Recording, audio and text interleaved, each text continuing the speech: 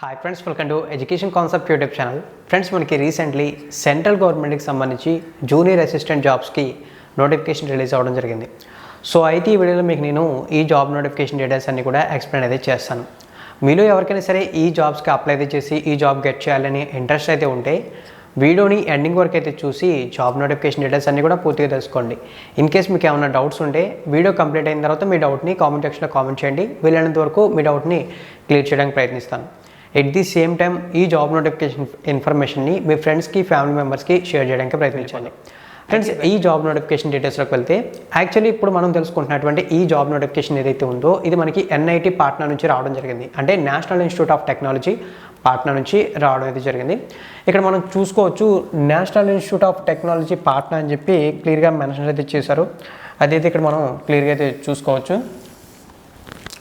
ఇక నెక్స్ట్ చూసుకుంటే ఈ నోటిఫికేషన్లో మనకి 2 కేటగిరీలకు సంబంధించినటువంటి జాబ్స్ అయితే ఉన్నాయి. అందులో ఫస్ట్ ఆఫ్ ఆల్ చూసుకుంటే మనకి టెక్నికల్ అసిస్టెంట్, ఇక రెండోది చూసుకుంటే జూనియర్ అసిస్టెంట్ అకౌంట్స్. ఫ్రెండ్స్, ఈ నోటిఫికేషన్లో నేను జూనియర్ అసిస్టెంట్ అకౌంట్స్ జాబ్స్కి సంబంధించిన డీటెయిల్స్ మెయిన్గా ఎక్స్ప్లెయిన్ అయితే చేయాలనుకుంటున్నాను. దానికి సంబంధించిన మెయిన్ రీజన్ చూసుకుంటే ఈ జూనియర్ అసిస్టెంట్ అకౌంట్స్కి సంబంధించిన ఎడ్యుకేషన్ క్వాలిఫికేషన్. సో ఇక నెక్స్ట్ మనం ఫర్దర్ డీటెయిల్స్లోకి వెళ్తే ఫ్రెండ్స్, ఈ టెక్నికల్ అసిస్టెంట్కి సంబంధించి నోటిఫికేషన్లో 19 పోస్టులు కేటాయించారు. వీటిని కమ్యూనిటీ వైజ్ కూడా డివైడ్ చేయడం అయితే జరిగింది. ఆ కమ్యూనిటీ వైజ్ డివైడ్ చేసిన డీటెయిల్స్ అనేది ఒకసారి చెక్ చేస్తే అన్రిజర్వ్డ్ కేటగిరీకి సంబంధించి 9 పోస్టులు, OBC కేటగిరీకి సంబంధించి 5 పోస్టులు కేటాయించారు, SC కేటగిరీకి సంబంధించి 3, ఫైనల్గా ST అండ్ ఫిజికల్ హ్యాండిక్యాప్డ్కి సంబంధించి ఒక్కొక్క పోస్ట్ని కేటాయించడం జరిగింది. మీరు కనుక ఈ నోటిఫికేషన్లో ఉన్నటువంటి టెక్నికల్ అసిస్టెంట్ జాబ్కి సెలెక్ట్ అయినట్లయితే మీకు వచ్చేటటువంటి శాలరీ చూసుకుంటే లెవెల్ 6 ప్రకారం ఉంటుంది. 7th CPCలో అంటే సెంట్రల్ గవర్నమెంట్ రూల్స్ ప్రకారం లెవెల్ 6 ప్రకారం శాలరీ ఉంటుంది. అంటే మనకి 9,300 నుంచి 34,800 మధ్య శాలరీ వచ్చే అవకాశాలు ఉన్నాయి. ఎట్ ది సేమ్ టైం మనకి గ్రేడ్ పే అలవెన్సెస్లో రిమైనింగ్ అలవెన్సెస్ కూడా యాడ్ అవుతాయి, ఒక 5,000 రూపీస్ వరకు.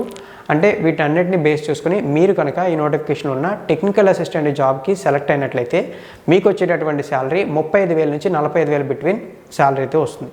అది గుర్తుంచుకోండి. ఇక నెక్స్ట్ ఈ నోటిఫికేషన్లో ఇంపార్టెంట్ పోస్టులు అయినటువంటి జూనియర్ అసిస్టెంట్ అకౌంట్స్. ఫ్రెండ్స్, ఈ జూనియర్ అసిస్టెంట్ అకౌంట్స్కి సంబంధించి నోటిఫికేషన్లో మళ్ళీ మనకి 19 పోస్టులని కేటాయించారు. 2 కేటగిరీలకు సంబంధించి కూడా మనకి 19 పోస్టులు అయితే ఉన్నాయి.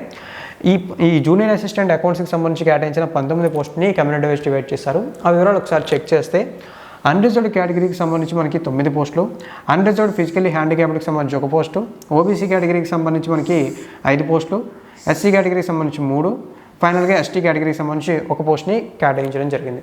మీరు కనుక ఈ నోటిఫికేషన్లో మెన్షన్ చేసినటువంటి జూనియర్ అసిస్టెంట్ అకౌంట్స్ జాబ్కి సెలెక్ట్ అయినట్లయితే మీకు వచ్చేటటువంటి శాలరీ చూసుకుంటే సెంట్రల్ గవర్నమెంట్ 7th CPC ప్రకారం లెవెల్ 3లో పే స్కేల్ ఉంటుందని చెప్పారు. అంటే మనకి 5,200 నుంచి 20,200 మధ్యన శాలరీ వస్తుంది.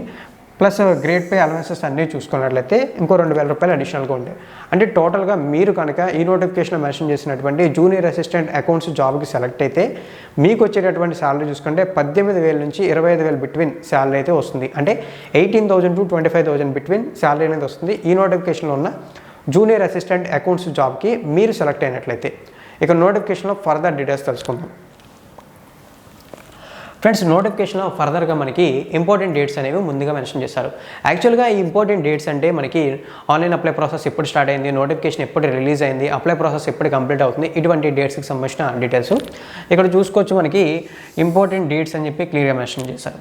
ఫస్ట్ ఆఫ్ ఆల్ ఇక్కడ మనం చూసుకున్నట్లయితే opening date for submission of online applications, అంటే ఆన్లైన్ అప్లికేషన్స్ ఎప్పుడైతే స్టార్ట్ అయ్యో దానికి సంబంధించిన డేట్ ఇచ్చారు.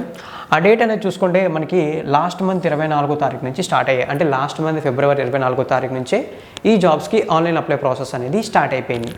ఇక నెక్స్ట్ చూసుకుంటే last date of submission of online fee, అంటే అప్లికేషన్ ఫీజ్ని సబ్మిట్ చేయడానికి ఆన్లైన్లో మనకి లాస్ట్ డేట్ అనేది చూసుకున్నట్లయితే ఈ నెల 22వ తారీఖు, అంటే మార్చ్ 22వ తారీఖు అనేది అప్లికేషన్ ఫీజు పే చేయడానికి లాస్ట్ డేట్కి ఇచ్చారు.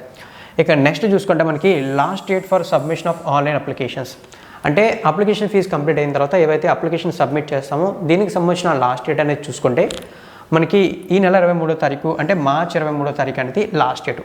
ఇక ఫైనల్గా మనకి ఇంకొక డేట్ అనేది మెన్షన్ చేశారు. ఈ డేట్ అనేది కాస్త క్లియర్గా చెప్పాను, ఎక్స్ప్లెయిన్ చేస్తాను చూడండి. అంతకన్నా ముందు ఇక్కడ చూస్తే last date of submission of printout application along with supporting documents అని చెప్పి మార్చ్ 31వ తారీఖు సాయంత్రం 5:30 అని చెప్పి క్లియర్గా మెన్షన్ అయితే చేశారు. ఇక్కడ ఒకసారి మీరు చూసుకోవచ్చు. యాక్చువల్గా మనం సెంట్రల్ గవర్నమెంట్ జాబ్స్ అవని, స్టేట్ గవర్నమెంట్ జాబ్స్ అవని, ప్రైవేట్ సెక్టర్ జాబ్స్ అవని, ఇలా ఏ కేటగిరీ జాబ్స్ చూసుకున్నా అప్లై ప్రాసెస్ అయితే మన మైండ్లో అయితే ఆన్లైన్లో ఉండాలి, లేదా ఆఫ్లైన్లో ఉండాలి, లేదా డైరెక్ట్గా వాకిన్ ఇంటర్వ్యూ లాంటిది, లేదా సర్టిఫికేట్ వెరిఫికేషన్ లాంటిది, ఈ ప్రాసెస్లో అప్లై ప్రాసెస్ అనేది మనకు ఐడియా ఉంటుంది. బట్ కొన్ని కేటగిరీస్ ఆఫ్ సెంట్రల్ గవర్నమెంట్ జాబ్స్కి అప్లై ప్రాసెస్ ఎలా ఉంటుందంటే, ఫస్ట్ ఆఫ్ ఆల్ ఆన్లైన్లో అప్లై చేయాలి. తర్వాత చూసుకున్నట్లయితే అప్లికేషన్ ప్రింట్అవుట్ అయితే తీసుకుని దానితో పాటు మనకు సంబంధించిన ఎడ్యుకేషన్ క్వాలిఫికేషన్ సర్టిఫికేట్స్ని మళ్ళీ యాడ్ చేసి వాటి మీద సెల్ఫ్ అటెస్టెడ్ చేసి, అంటే మనమే సిగ్నేచర్ అయితే చేసి మనకి నోటిఫికేషన్ ఇచ్చిన అడ్రస్కి పోస్ట్ చేయాలి. ఇప్పుడు మనం తెలుసుకుంటున్నటువంటి జాబ్స్కి సంబంధించిన అప్లై ప్రాసెస్ కూడా సేమ్ అదే విధంగా ఉంటుంది. దానికి సంబంధించి మనకి ఈ లాస్ట్ డేట్ అనేది మెన్షన్ చేయడం అయితే జరిగింది, మార్చి 31వ తారీఖు అనేది. అంటే మీరు ఆన్లైన్లోపు మార్చి 23వ తారీఖు లోపు అప్లికేషన్ సబ్మిట్ చేయాలి. తర్వాత దాన్ని ప్రింట్అవుట్ అయితే తీసుకుని మార్చి 31వ తారీఖు లోపు మళ్ళీ పోస్ట్ చేస్తేనే మీ అప్లై ప్రాసెస్ అనేది కంప్లీట్ అవుతుంది. ఇవైతే నోటిఫికేషన్ సంబంధించిన ఇంపార్టెంట్ డేట్స్. ఒకవేళ వీటి మీద ఇంకా ఏమైనా డౌట్స్ ఉంటే కామెంట్ సెక్షన్లో కామెంట్ చేయండి, అక్కడ మీకు క్లియర్గా డీటెయిల్స్ అయితే ఇస్తాను. ఆల్మోస్ట్ క్లియర్గా ఇచ్చాను అనుకుంటాను. ఏమైనా డౌట్స్ ఉంటే కామెంట్ సెక్షన్లో కామెంట్ చేయండి. ఇక ఫర్దర్ డీటెయిల్స్ చూద్దాం. అందుకని ముందు మనకి నోటిఫికేషన్ స్టార్టింగ్లోనే అప్లికేషన్ ఫీజు మెన్షన్ చేశారు, అది కూడా ఒకసారి రిఫర్ చేద్దాం, అంటే చెక్ చేద్దాం. ఫ్రెండ్స్, ఇక్కడ చూసుకున్నట్లయితే ప్రాసెసింగ్ ఫీజు అని చెప్పి మెన్షన్ చేశారు కదా, ఇదే మనకి అప్లికేషన్ ఫీజు. ఇక్కడ మనకి స్టార్టింగ్ చూసుకున్నట్లయితే ఫస్ట్ ఆఫ్ ఆల్ మనకి unreserved economical weaker section OBC non creamy layer category should be required to pay 400 rupees అని చెప్పారు. అంటే ఈ జాబ్స్కి మీరు అప్లై చేయాలంటే 400 రూపాయలు ఆన్లైన్లో అప్లికేషన్ ఫీజుగా పే చేయాల్సి అయితే ఉంటుంది. ఒకవేళ మీరు కనుక ఎస్సీ కానీ ఎస్టీ కేటగిరీ కానీ చెందిన వాళ్ళు అయి ఉంటే 200 రూపాయలు అప్లికేషన్ ఫీజుని ఆన్లైన్లో అప్లై చేసేటప్పుడు పే చేస్తే సరిపోతుందని చెప్పారు. ఇక రిమైనింగ్ కేటగిరీ అంటే ఫిజికల్లీ హ్యాండిక్యాప్డ్ ఎవరైతే ఉంటారో వాళ్ళకు చూసుకున్నట్లయితే ఎటువంటి అప్లికేషన్ ఫీజు లేదు. Physically handicapped category is exempted for payment of fee అని చెప్పి క్లియర్గా మెన్షన్ చేశారు, అది మీరు గుర్తుంచుకోండి. ఇక నెక్స్ట్ మనం సెలక్షన్ క్రైటీరియాకి సంబంధించిన డీటెయిల్స్ చూసుకోండి. Selection criteria normal central government jobs ఎలా ఉంటాయి అలాగే ఉంటాయి, కాస్త డిఫరెంట్గా ఏమి ఉండదు. ఫస్ట్ ఆఫ్ ఆల్ అప్లై చేసిన వాళ్ళకి సంబంధించి ఒక రిటన్ ఎగ్జామ్ ఉంటుంది. తర్వాత షార్ట్ లిస్ట్ చేసి వాళ్ళ మెరిట్ బేస్ని చూసుకుని వాళ్ళకి ఒక certificate verification type of conduct చేసి స్కిల్ టెస్ట్ అయితే ఉంటుంది, ఆ స్కిల్ టెస్ట్ కూడా కంప్లీట్ చేసి మనకి జాబ్ అనేది ఇవ్వడం జరుగుతుంది. ఇదైతే సెలక్షన్ క్రైటీరియా. ఇప్పుడు ఫర్దర్ డీటెయిల్స్ తెలుసుకున్న తర్వాత ఆ డీటెయిల్స్ అయితే ఒకసారి చెక్ చేద్దాం. ఫర్దర్ డీటెయిల్స్ అంటే మనం తెలుసుకోవాల్సింది ఏమీ లేదు, ఎడ్యుకేషన్ క్వాలిఫికేషన్ సంబంధించిన డీటెయిల్స్ అయితే.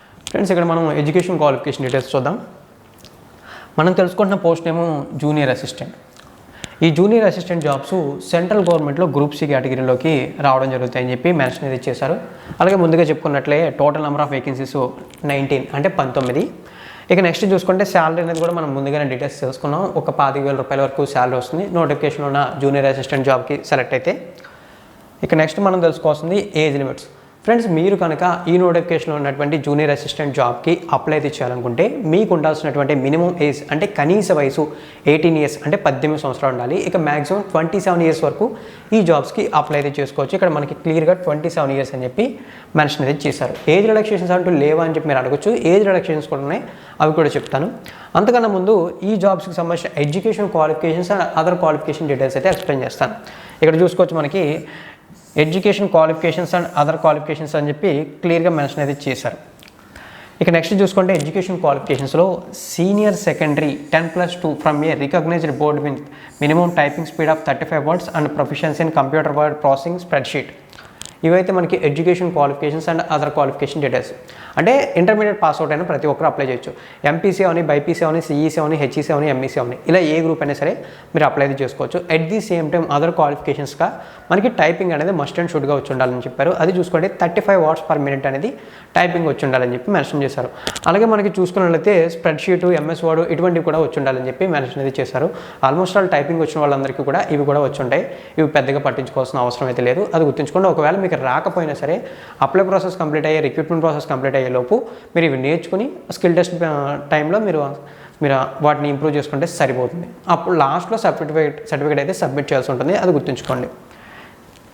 ఫ్రెండ్స్, ఇప్పుడు మనం చూసుకున్నట్లయితే ఈ జూనియర్ అసిస్టెంట్ అకౌంట్స్ జాబ్కి సంబంధించిన కంప్లీట్ డీటెయిల్స్ తెలుసుకున్నాం. ఇక నెక్స్ట్ మనం టెక్నికల్ అసిస్టెంట్ జాబ్ డీటెయిల్స్ అయితే తెలుసుకుందాం.